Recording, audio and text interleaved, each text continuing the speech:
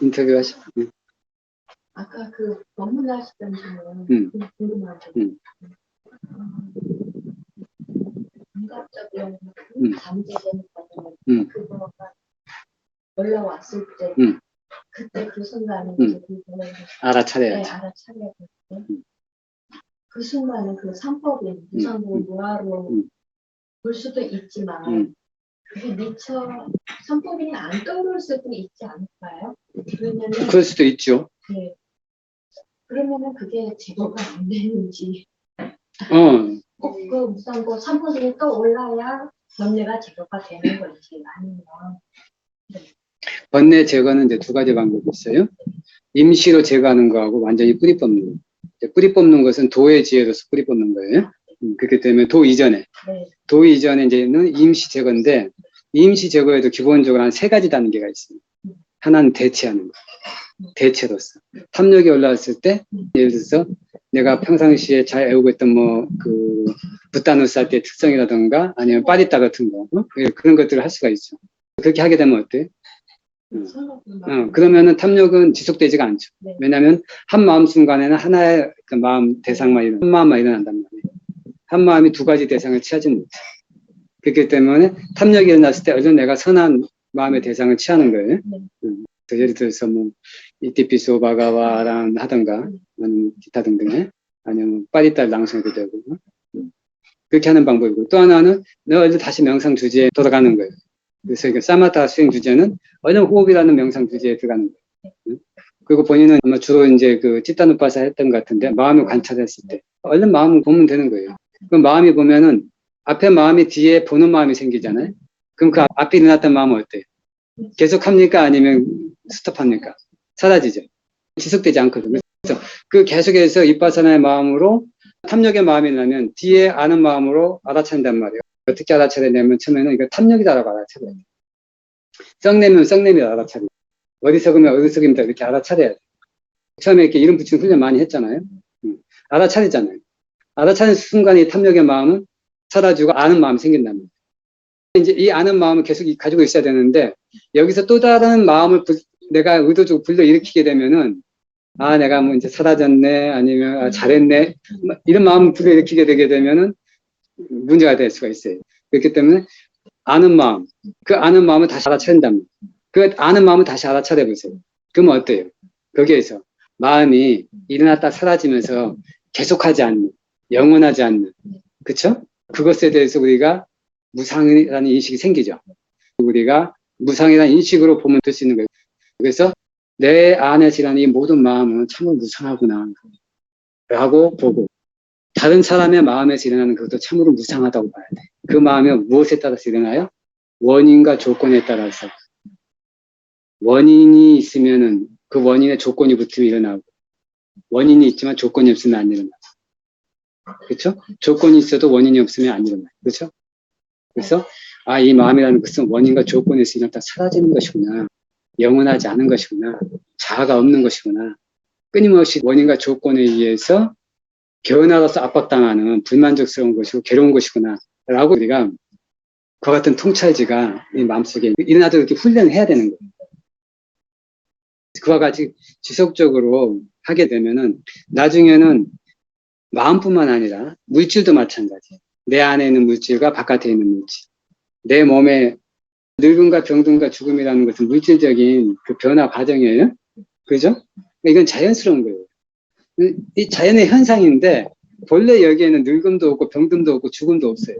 근데 우리가 이것을 늙음과 병듦과 죽음이라고 이름 붙이니까 그거에 대해서 우리가 이제 이런 것들은 원치 않는 거, 괴로움을 가져다 주는 거 이렇게 딱 받아들이니까 그렇게 값을 매겨놨단 말이에요. 괴로운 값을. 그러니까 그거 볼 때마다 어때요? 이것은 괴로운가. 근데 이 값을 딱 없애버리라고. 가격표를 딱 떼어버리는 거예요. 그러면 이거 뭐가 남아요? 물질의 원인과 조건 따라서 일어났다 사라진 현상만 남아요. 고통과 행복이라는 게 자체가 없어요. 무상이라는 법의 특성만 남아요.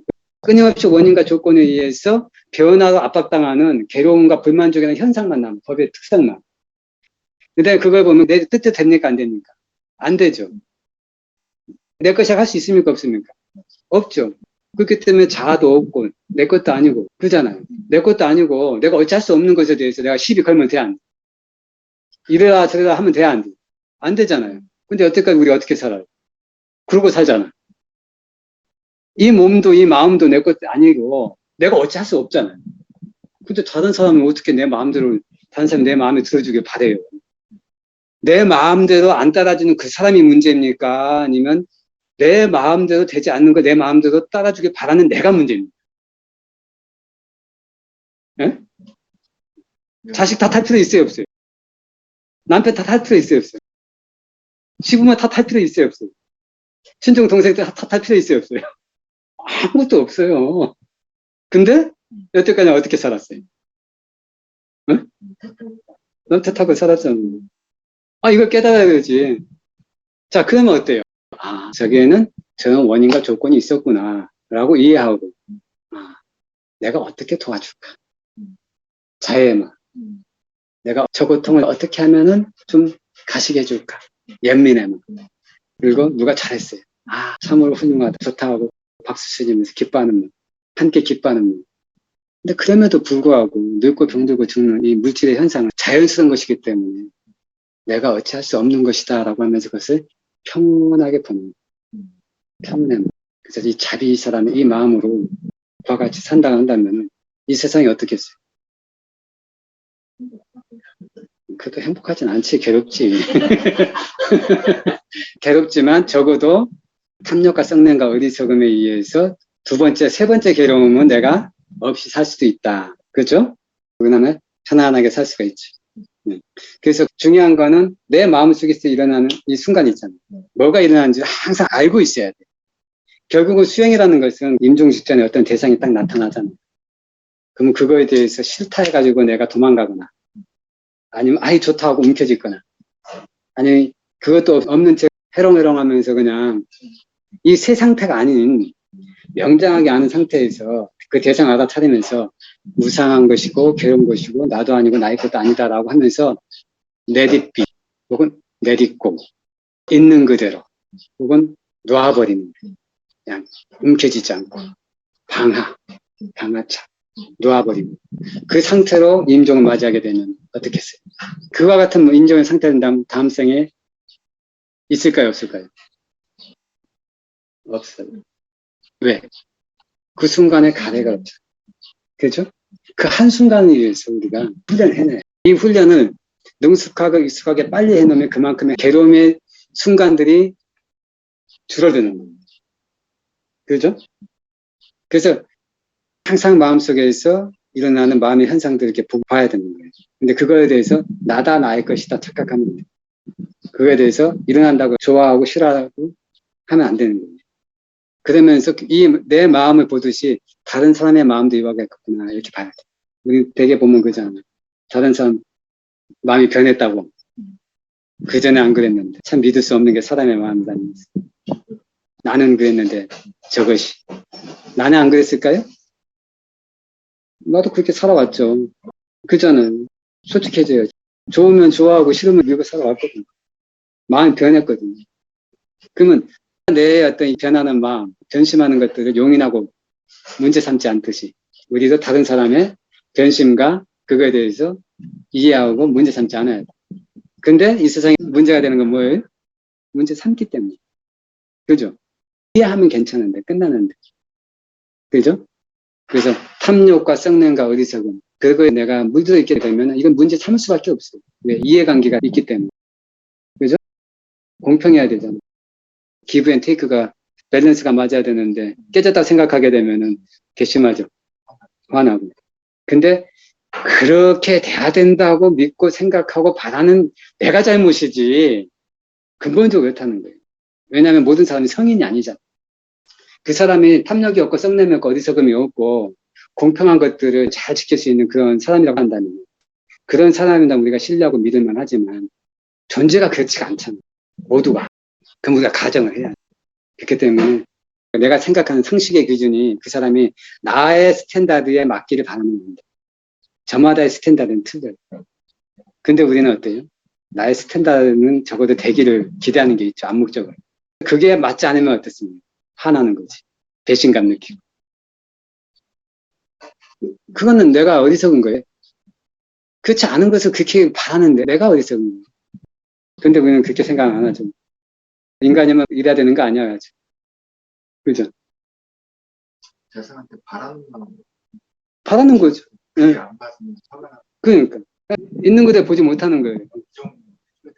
그렇죠. 상대방은 50밖에 안 되는 내가 보기에는 70은 돼야 되는데.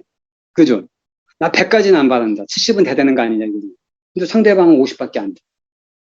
아니, 50밖에 안 되는 사람인데 70을 바라는 사람이 문제지. 그죠? 근데 70이 이겠지라고 내가 판단한 게 이게 문제지. 그렇지 않습니까? 그게 사는 게 쉬운 게 아니에요. 이게 이제 어떤 능력일 뿐만 아니라 탐욕과 성능과 어리석음이라든가 이렇게 진실을 얘기하는 거든 이 모든 부분들이 그렇다는 거예요. 그렇기 때문에 우리가 이 세상에 기대하는 바 없이 이 세상에 의지하는 바 없이 어느 누구에게도 기대하지 않고 그 어떤 외부 대상에게도 기대하지 않고 의지함이 없이 홀로 우뚝 서야 되는 거예요. 그래야지만 우리가 자유롭지 그렇지 않으면은 필연적으로 그 고통을 감내하는 것은 내 자신이에요. 그 어떤 누군가가 아니라. 그래서 그 순간에 선업을 짓는다거나 사마타 수행한다거나 이파사나 통찰지를 있는 그대로 봐서 계속 이것이 탐욕이다, 탐욕이다, 탐욕이다 라고 이렇게만 알아차려도 돼요. 왜냐하면 그게 알아차리는 그 마음에 이미 탐욕은 소멸됐으니까. 그죠? 근데 이제 그것들이 정형화된 게 부처님께서는 최고의 형태가 바로 무상, 무아라고 정형화하신 거예요. 우리 사실은 계를 지키고 사마타 수행을 하고 위파사나 수행을 하는 목적은 무상이라는 인식을 얻기 위해서, 괴로움이라는 인식을 얻기 위해서, 그리고 무아라는 인식을 얻기 위해서. 왜? 그와 같은 인식을 만나는 모든 대상에 대해서 그와 같이 인식하게 되게 되면 거기에는 애착이라는 게 달라붙을 수가 없어요. 애착이 달라붙지 않게 되면 그로써 재생의 토대는 사라집니다. 그래서 그 훈련 하나만 잘 갈고 닦아놔도 돼요. 그 보는 순간 그 순간에 그게 좀 이렇게 다 직관으로 좀 느낄 수 있게끔 훈련을 하려면 좀 어떤 훈련? 첫 번째는 그러려면은 무상이 무엇인가에 대한 내 마음속에 정의를 정확하게 내려야 돼요. 무상이 뭐냐면 영원하지 않다는 거예요. 이 세상엔 정신과 물질, 내가 보고 듣고 냄새 맡고 맛보고 느끼고 생각한 이 모든 거 있지 않습니까? 이것들은 원인과 조건에 의해서 일어났다 사라진 현상이라는 것들을 내가 먼저 철저하게 숙고해야 돼. 그게 뭐냐면 예담마 헤뚜 빠빠와 떼쌈 헤뚜 따타가토 아호 떼쌈자 요온이로도 외화마디 마하사마노라고 아사지 존자께서 사리푸타 존자에게 말씀하셨던 이거예요. 이 세상에는 모든 법은 원인에 의해서 일어났고 원인에 의해서 일어나는 것과 그 원인이 소멸하면서 사라지는 법에 대해서 대사문께서는 가르치셨다. 이 뜻이란 말이에요. 이게 부처님 법의 핵심이란 말이에요. 이걸 먼저 내가 깊이 숙고해야 돼요. 그리고 만나는 모든 대상에 대해서 이것은 무상한 것이고 괴로운 것이고 나도 아니고 나의 것이 아니다라고 이름 붙이는 훈련해야 돼요. 왜냐하면 우리가 인식한다는 건 뭐예요? 인식해가지고 잊어먹지 않고 기억하려면 어떻게 해야 돼? 훈련해야 되잖아요. 예를 들어서 어떤 노래 한 곡을 내가 기억을 못하지만 1000번을 훈련한다. 그러면 어때요? 웬만하면 하죠. 그렇듯이 보는 거, 듣는 거, 냄새 맡고 맛보는 거, 이 모든 대상에 대해서 내가 인식하잖아요. 아, 좋다. 명품이다. 값이 헐하다. 나쁘다. 이건 누구에게 좋겠다. 이렇게 보는 대신 무상한 거, 괴로운 거, 나도 아니고 나의 것도 아닌 거. 이렇게 훈련해놔야 돼, 대상에 대해서. 남편을 보더라도 무상함. 딸을 보더라도 무상함. 아들을 보더라도 무상함. 그 다음에 나도 아니고 나의 것도 아니고. 남편을 보더라도 아, 이거는 정신과 물질일 뿐이지 남편이 아니라고 봐야 돼. 남편으로 보게 되면 괴로움이 생겨. 아들과 딸을 보더라도 나도 아니고 나의 것도 아니라고 봐야지 내 딸, 내 아들 하게 되면 거기서부터 이제 괴로움은 시작되는 거예요. 그래서 독립적으로 존재하는 고귀한 존재일 뿐이다 이렇게 봐야 돼요. 자기 삶이 있는 고귀한 존재이지 결코 내 뜻에 따라주는 존재가 아니다. 이렇게 딱 정리를 해놓으면 어때요? 서운한 게 없지. 그렇게 해서 내가 이제 딱 각인이 돼 있잖아요. 그래가지고 스위치를 누르면 어떻게 해야 돼요? 바로 무상, 무아 이렇게 나와야 돼. 예를 들어서 내가 이제 무상이라는 인식을 이제 이해했잖아. 응? 원인과 조건에서 일어났다 사라지기 때문에 움켜질 가치가 있어요, 없어요? 없잖아요. 그쵸? 움켜질 가치가 없다는 것도 내가 이미 딱 인식을 해놨잖아요. 마크를 해놨다는 거예요. 낙인 찍혀놨어요. 그래서 내가 무상이라는 스위치를 딱 누르기만 하면은, 아, 이것은 내가 움켜질 가치가 없는 거. 내가 신경 쓸 필요가 없는 거. 괴로운 거. 내 것 아닌 거. 이게 딱 연결이 돼야 되는 거예요. 그러면 어때요? 이렇게 되든 저렇게 되든 내가 그거에 대해서 이렇다 저렇다 마음을 냅니까 안 냅니까? 안 내겠죠. 그 훈련을 해야 돼요. 반복적으로.